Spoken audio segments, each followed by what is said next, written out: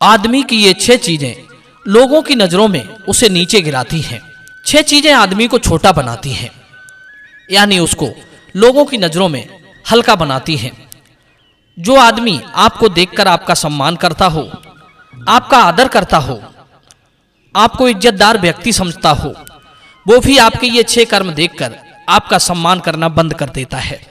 मित्रों, ये सच है कि आदमी अपने कर्म से ही दुनिया में सम्मान पाता है और अपने कर्म से ही वो लोगों की नजरों में गिर जाता है। अपने कर्म से ही वो पूजनीय बन जाता है और अपने कर्म से ही निंदनीय हो जाता है। अपने कर्म से राजा बनता है और अपने कर्म से नौकर बन जाता है। आदमी बड़ा छोटा नहीं होता, उसके कर्म उसे बड़ा छोटा बना देते हैं। प्रिय दर्शकों, अब सवाल यह है कि मनुष्य ऐसा क्या करे जो वो लोगों की नजरों में श्रेष्ठ बन जाए, और वो ऐसा क्या ना करे कि उसके लिए लोग अपनी नजरों से गिरा दें। आज मैं आपको ऐसे 6 कारण बताऊंगा जो आपको लोगों की दृष्टि में हीन बनाते हैं। लोग आपको असम्मान की नजर से देखने लगते हैं। अपनी समझ से तो वैसे हर कोई अच्छा ही करता है, पर अच्छा है या नहीं है यह समाज तय करता है। एक चोर जब चोरी करता है तो वो भी उसे अच्छा समझकर ही करता है, परंतु अच्छा बुरा तो तब पता चलता है जब वो समाज के सामने आता है, नीतिज्ञ और धर्म के मर्म को जानने वालों के समक्ष आता है। आप अच्छा कर रहे हैं या बुरा, ये आप तब तक नहीं जान सकते जब तक आपको धर्म का ज्ञान नहीं होगा। समाज में कुछ लोग ऐसे भी होते हैं जिन्हें आपका अच्छा काम भी पसंद नहीं आएगा। तब आप कैसे तय करेंगे कि आप अच्छा कर रहे हैं या बुरा? उस समय आपको धर्म ही बताएगा कि यह काम अच्छा है या बुरा है। धर्म को जानने के लिए हमें महापुरुषों की वाणी को सुनना पड़ेगा, ईश्वर के बनाए हुए नियमों पर चलना होगा, तभी हमें ठीक ठीक धर्म की जानकारी हो सकती है। इस संसार में कुछ ऐसे कर्म भी बताए हैं जो मर्मज्ञ लोगों की दृष्टि में आपको हीन बना देते हैं। दोस्तों, इससे पहले कि मैं आपको उन 6 कामों के बारे में बताऊं, आइए एक छोटी सी कहानी सुनाता हूं। प्रिय दर्शकों, करुणावती नगरी में एक कर्णसेन नाम का राजा राज्य करता था। एक दिन दूसरे प्रदेश से एक युवक राजा कर्णसेन के यहाँ आया। वो राजा कर्णसेन के यहाँ रहकर उनकी सेवा करना चाहता था, वहां नौकरी करना चाहता था, पर दुर्भाग्य से उसकी राजा से भेंट नहीं हो पाई। वो साथ में जो कुछ लाया था वो भी धीरे धीरे सब खत्म हो गया। अब तो वो लड़का राजा के अन्य कर्मचारियों के साथ रहकर राजा की सेवा करता रहा। वो जब कभी राजा की नजरों के सामने भी पड़ता था, पर राजा साहब ने उसको कभी देख नहीं पाया। परंतु वो युवक बड़ी निष्ठा से राज सेवकों के साथ अपना काम करता रहा। उसने मन में निश्चय किया कि कभी न कभी तो राजा साहब मुझे देखेंगे ही। जब तक राजा कर्णसेन मुझसे स्वयं नहीं पूछेंगे तब तक मैं भी उनसे कुछ नहीं बताऊंगा। प्रिय दर्शकों, धीरे धीरे यूं ही समय बीतता गया। वो युवक चिंता में बड़ा दुबला पतला हो गया था। एक दिन राजा साहब अपने सैनिकों के साथ शिकार खेलने जंगल में गए। वो युवक भी पीछे पीछे उनके साथ हो लिया। चलते चलते राजा एक घने जंगल में जाकर अपने सैनिकों से बिछुड़ गए। राजा के साथ अकेला वही युवक रह गया। उसने राजा को रुकने के लिए कहा। तब राजा ने उसकी ओर देखा। उसको देखकर राजा ने पूछा, क्यों भाई, तुम इतने कमजोर कैसे होते जा रहे हो? क्या भोजन नहीं करते? उसने कहा, महाराज, मेरे कमजोर होने का कारण मेरा भोजन नहीं बल्कि मेरे कर्म का दोष है।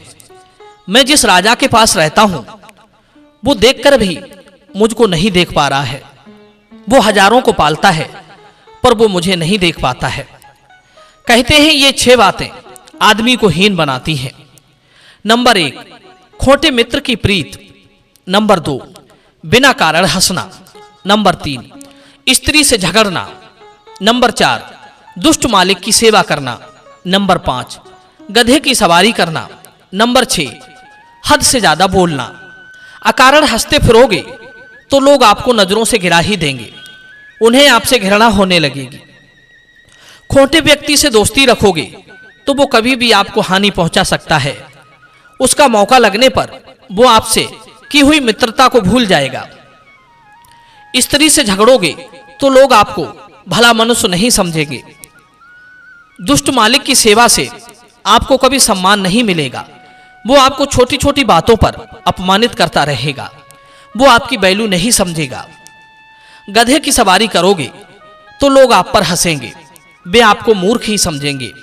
हद से ज्यादा या बिना सोचे समझे बोलोगे तो लोग आपको सुनना बंद कर देंगे, वे आपके व्यक्तित्व को समझ जाएंगे।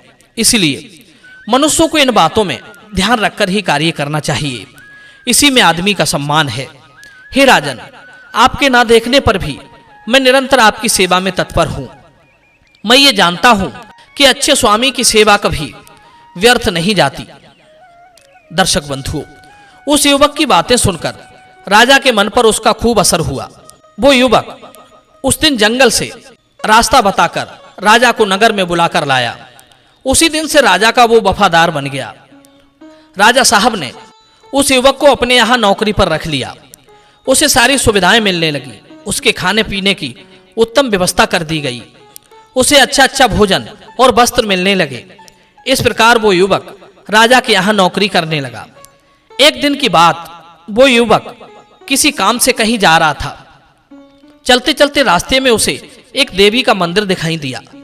वो कुछ देर वहां ठहरा, मंदिर में गया और देवी की पूजा अर्चना की। जब वो पूजा करके मंदिर से बाहर निकला तो उसने क्या देखा कि उसके पीछे एक बहुत सुंदर स्त्री चली आ रही थी।